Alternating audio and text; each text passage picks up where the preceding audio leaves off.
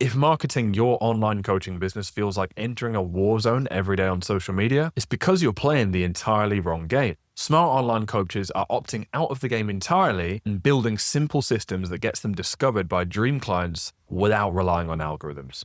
Hello, my name is Anthony Moneri. I'm Tygo O'Shea. And over the last 3 years, we've generated over $1 million from our coaching business. We help online coaches build authentic personal brands and hit consistent 20K profit months through 15-minute solo podcasts that allows them to attract their dream clients without social media. In this episode, you'll discover how to finally stop posting into the void and start being discovered by your ideal clients as they search for your solution. Why you keep blending in even though your content is good. Finally, the blue ocean for attracting dream clients that most online coaches don't even know exists. So what did you mean when you said that, online coaches are posting into an empty void?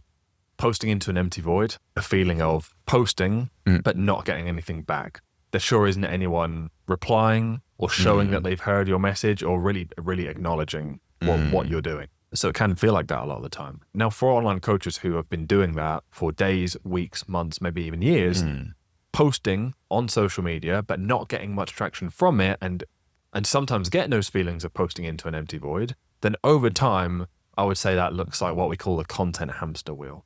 Interesting. So how would you explain what exactly it is in this context? Well, the content hamster wheel would be you're a hamster on the wheel running, but you can't get off really. And the faster you run, the faster it goes. So it kind of just, things get harder and harder without really any way out. Yeah, I think if I thought about like the social media content hamster wheel, what comes to my mind is an online coach waking up, going online on social media, seeing that everyone's posting, feeling anxious, knowing that they need to post more content in order to be visible, in order to generate more leads and clients for their business. Then taking the time, creating the content, publishing the content, and the content not really getting many likes, many engagements, and certainly isn't generating them the leads or client that they want. And they go to bed, they wake up the next day feeling frustrated and agitated. They go online, they see a bunch of people posting, have that anxiety come up again that, hey, why isn't this working for me? Then they post content, try even harder, but the harder they try, it seems like it doesn't really affect their results. So that's a content hamster wheel for online coaches, which is essentially posting content on social media repeatedly, trying harder and harder, but the results aren't coming. They're not getting more leads and they're not getting more clients from the work they're putting in. They just stay stuck in this content hamster wheel, posting more, but not getting anything back. When you say it like that, it seems pretty ridiculous, right? Why would anyone carry on doing that when it clearly isn't working to get clients? And even if it does get clients, it just feels like so much work for so little return. Why do you think that seems to be like a normal thing where online coaches are spending most of their time online, but not getting the results, but still spend most of the time online? Why do you think that is? Well, I think because the propaganda for succeeding with social media as an online coach is to post all the time and to follow the algorithm and to copy what's working and to do all these things in the aims of view, reach, engagement, etc. And that doesn't come from nowhere, right? Because that does work for some people. There are people that go viral and have built big followings. As a general rule, the people that have gone, the most viral, have built up the biggest following, as because they've really invested their main energy into that. So they are focused, they're spending their best hours performing on social media and understanding the algorithm. And, I say performing, that's a bit of a disrespect to some of the people that have done that. I don't mean that in a bad way, but they have spent their best hours perfecting the art of social media. There's nothing wrong with that. That's great for them. But for the average online coach who's just trying to make, say, 20K a month in profit easily without having to worry about the next clients coming from, they haven't typically been putting all their energy there, right, and cracking social media. They've been putting all their energy into coaching, like the actual act of using their expertise, being the practitioner, actually helping people out in the one-to-one or intimate setting. And very naturally haven't had as much time to focus and dedicate to perfecting the art of social media. So while copying what works, obviously going after the views, engagement, etc., it can work. The people who have cracked it, the ones that really go all in on that, which doesn't seem doable or not typical for the average online coach who instead has gone all in on actual coaching and helping people. Yeah, 100%. And I think let's say you took like a program or a course about social media, when you are an expert, is to essentially, hey, copy other people in your space. And the strategy, and this is interesting, right? Because social media is so noisy. And if you want to cut through the noise, you're meant to stand out. But then if you're an online coach and an expert in a field, and the advice you're being told and the advice that you're following is find what's working and essentially copy it, then how are you meant to stand out by copying other people and copying what's working? You don't. Most of these online coaches spend their time coaching clients. They get good at that, but they don't get good at playing the algorithm game.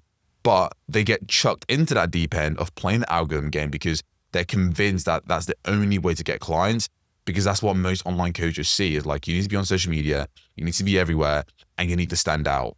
But then the way you stand out is by copying other people, copying what's working, and in doing so, blending with the AI slob that's out there. So I think inherently, in terms of the game that most online coaches are playing, which is the social media algorithm game, is inherently not suited for what their strong suits are. Right. Whereas for the influencers, the creators, the people who are online, who are getting tons of their clients online, they have spent the majority of their time getting very good at social media, at marketing, at keeping up with the algorithm. Yeah.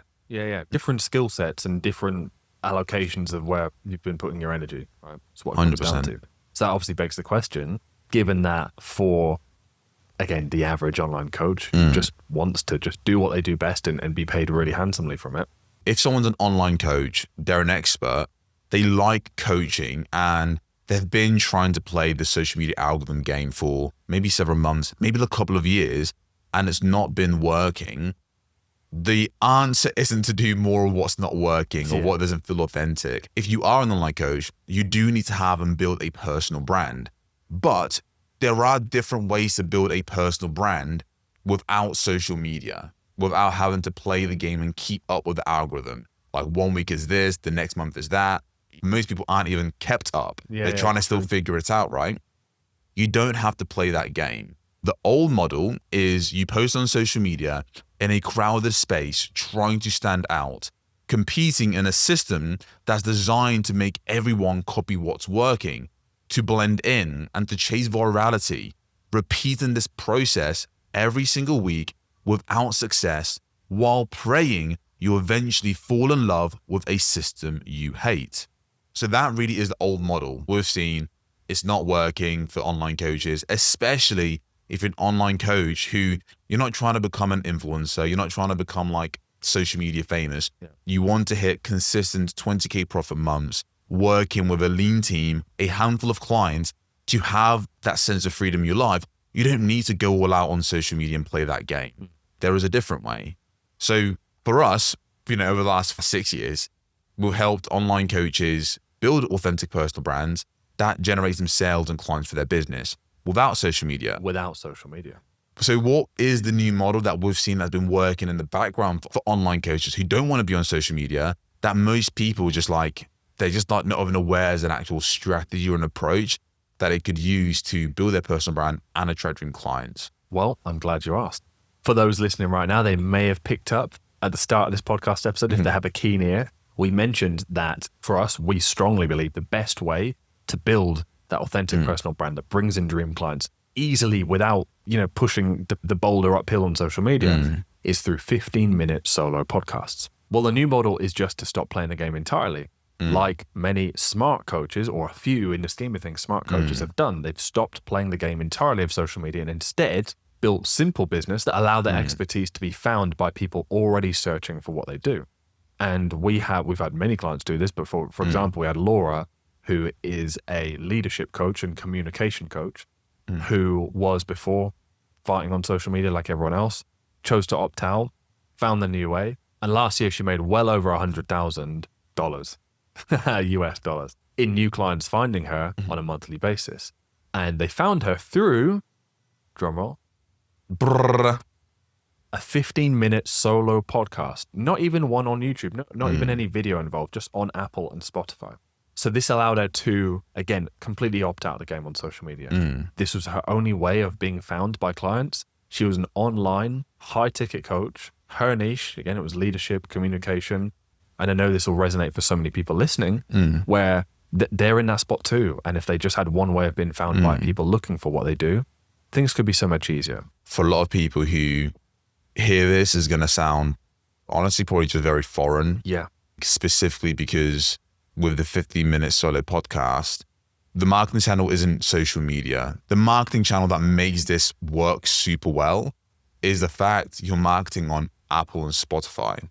But I guess for you, why do you think marketing and actually being found Apple and Spotify is very different in comparison to, let's say, the social media algorithm game? Whew. Don't get me started. You sure you want to go there? Yeah, let's do it. Well, firstly, people actually go out of their way to look for things on Apple and Spotify. This is the common knowledge, right? People listen to podcasts, especially audio podcasts, when they're doing other things like walking, working out, commuting, etc. So before they embark on that task for 15 minutes, 30 minutes, they will load up their app, Spotify, Apple, type in what they're looking for example, improve communication. And yes, millions of people do this every day. Like people can go and look this up, right? And then handpick a practitioner, an expert, a coach who is talking about that stuff on their podcast. This is obviously so different to trying to just catch people scrolling on social media where they're not actually looking intentionally for a certain topic. They're not looking for a certain problem or certain solution. They're not even looking for something to do for the next 15, 30 minutes. They're just literally looking for a 10-second hit. Completely different mindsets and completely different quality of attention when you're being found by people who are looking on Apple and Spotify versus trying to just steal someone's attention from the other 1,000 things when they're already procrastinating anyway on social media. So it's like the difference basically between you reaching someone at the exact point when they're looking for your content. Yes. And not even when they're looking for your content, because it's almost like someone has a painful problem. Oh, I suffer with, let's say, anxiety. I have crippling anxiety. They don't go on to like LinkedIn to like solve their problem. No. They actually go on to platforms like Apple Podcasts and Spotify. And then they open up this app, they type in their keywords meaning like the phrase that they would use to find the podcast. As in like, how do I improve my communication or meditation podcast? And in this context, how would I reduce anxiety? Yes. So then type that into Apple and Spotify. They look for a show, they click on that show, and they're essentially, like you mentioned, looking for a solution to the problem that they're experiencing, which is very different to when someone opens up social media. They're not trying to figure out how to solve their problem. Like no one, if you suffer with anxiety, you're not opening up like TikTok or you're not opening up like, LinkedIn to just hopefully find a post about that. You just open those platforms to be distracted. So it's very different in terms of even the mindset of the people you're reaching. Yeah. So again, one of them, they're doom scrollers looking to be distracted. Another one is actively looking for a solution to their painful problem.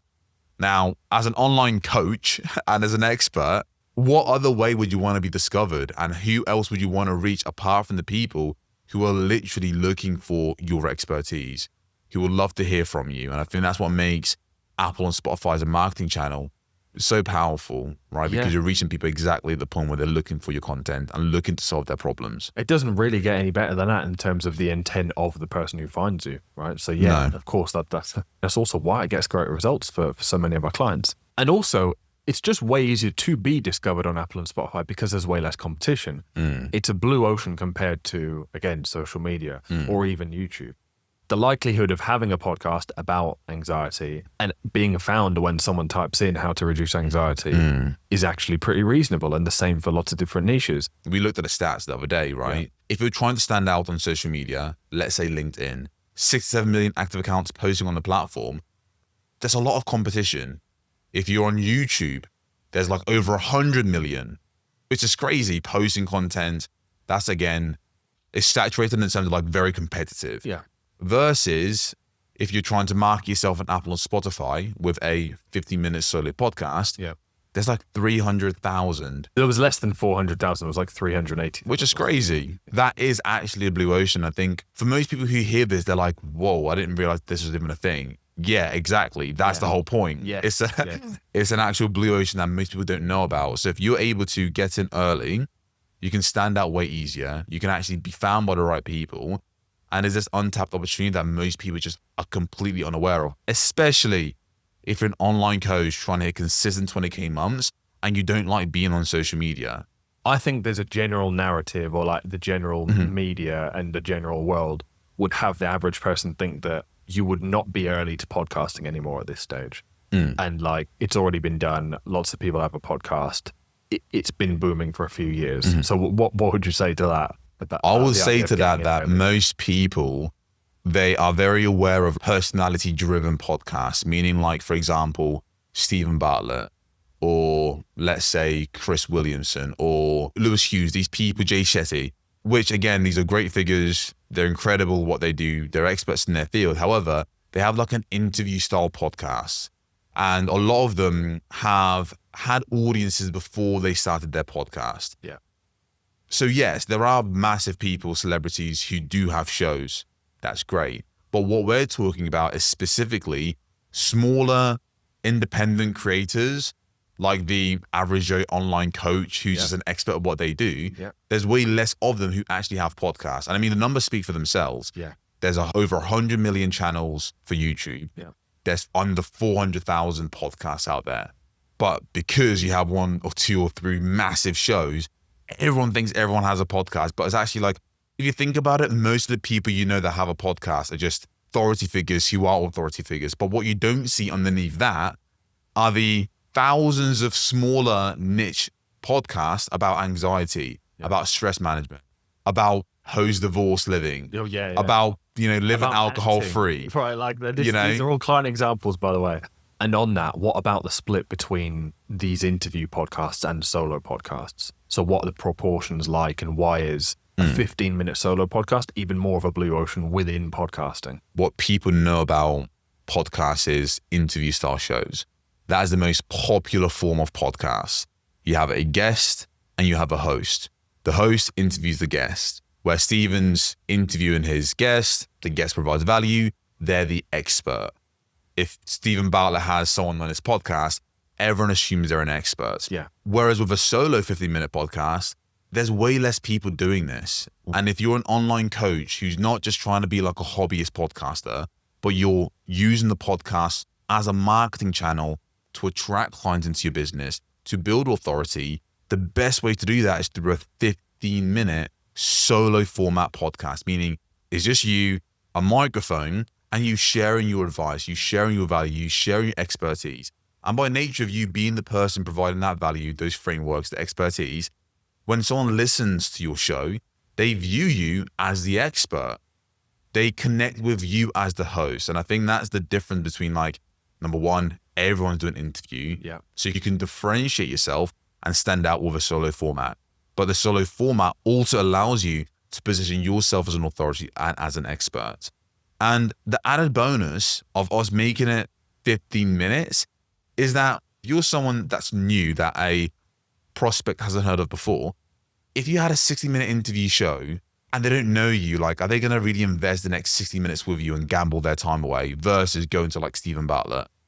Whereas if you had a 50-minute podcast that was specifically about, how I reduced anxiety in 30 days, and it's 15 minutes, they're far more likely to give you their attention and actually gamble is the wrong word, but like to gamble on you and click play. Gamble over one of the big dogs, right? And listen to like a famous podcast.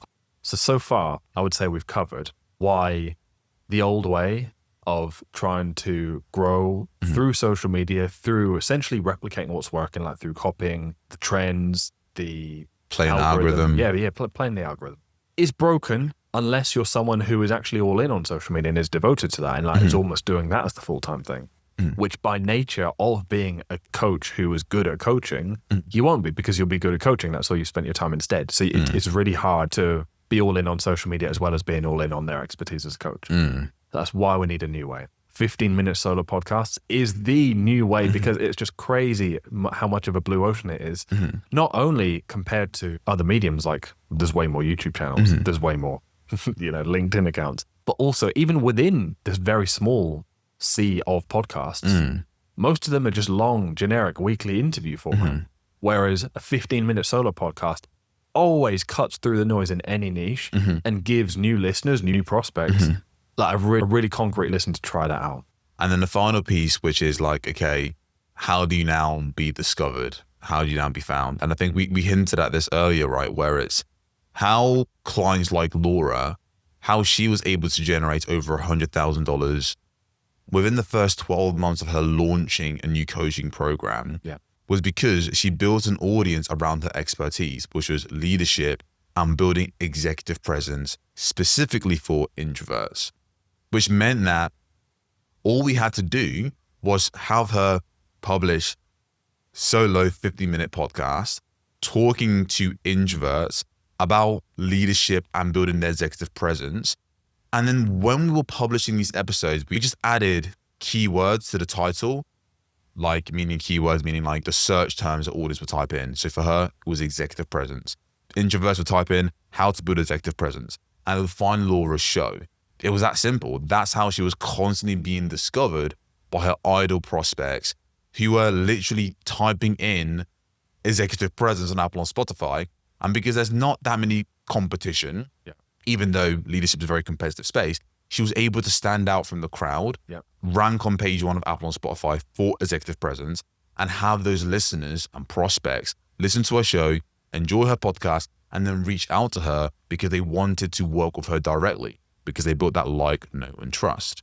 And that's really, again, why 50-minute solo podcast to us is the new way. And it's how our clients have been attracting dream clients into their business in a way that feels authentic, in a way that allows them to build a personal brand rather than just placating to social media algorithms, trying to keep up with that game. They just opted out and decided to play a totally different game by getting their podcast on Apple and Spotify and ranking for their right keywords.